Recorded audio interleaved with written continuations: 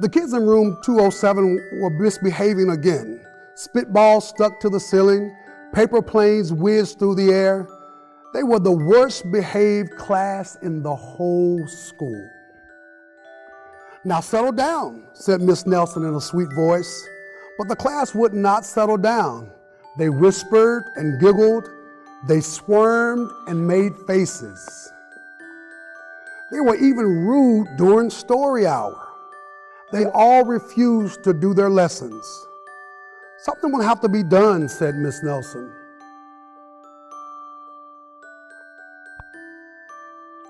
The next morning, Miss Nelson did not come to school. "Wow," yelled the kids. "Now we can really act up." They began to be more awful, do more spitballs. "Today, let's just be terrible," they said. "Not so fast," hissed an unpleasant voice. A woman in an ugly black dress stood before them. "I am your new teacher, Miss Viola Swamp." And she rapped the desk with her ruler. "Where is Miss Nelson?" asked the kids. "Never mind that," snapped Miss Swamp. "Open those arithmetic books." Miss Nelson's kids did as they were told.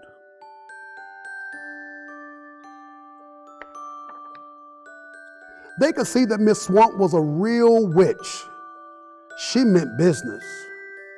Right away, she put them to work, and she loaded them down with homework.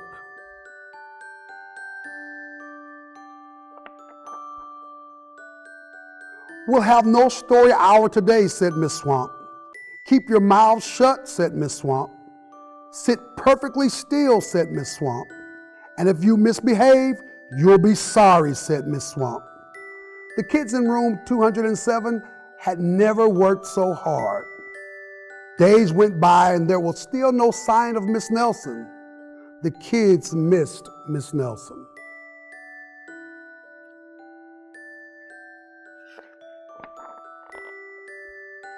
"Maybe we should try to find her," they said.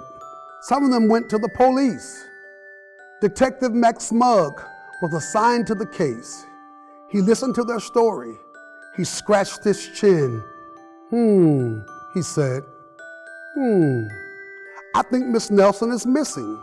Detective Max Mugg would not be much help, though.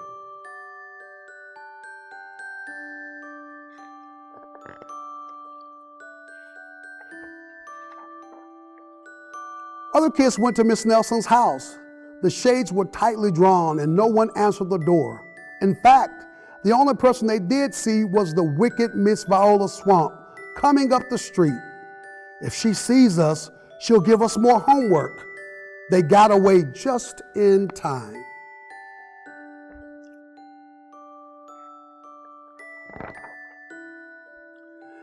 Maybe something terrible happened to Miss Nelson. "Maybe she was gobbled up by a shark," said one of the kids, but that didn't seem likely.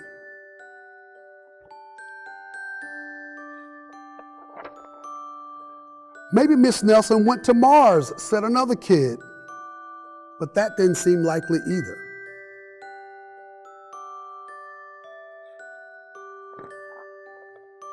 "I know," exclaimed one know-it-all.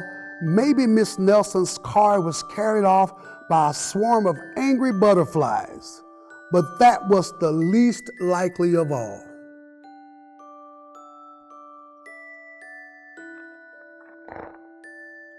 The kids in room 207 became very discouraged. It seemed that Miss Nelson was never coming back, and they would be stuck with Miss Viola Swamp forever. They heard footsteps in the hall. "Here comes the witch," they whispered. "Hello, children," someone said in a sweet voice.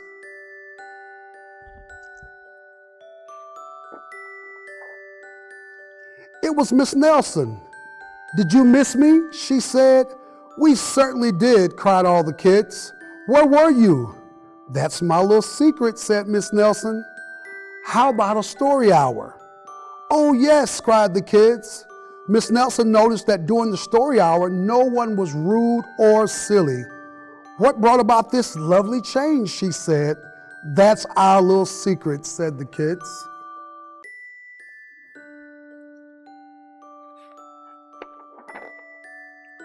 Back home, Miss Nelson took off her coat and hung it in the closet right next to an ugly black dress.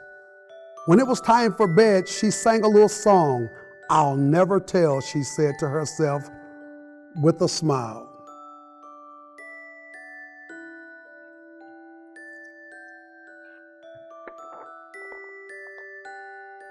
P.S.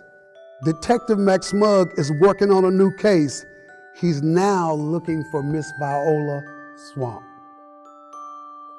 The end.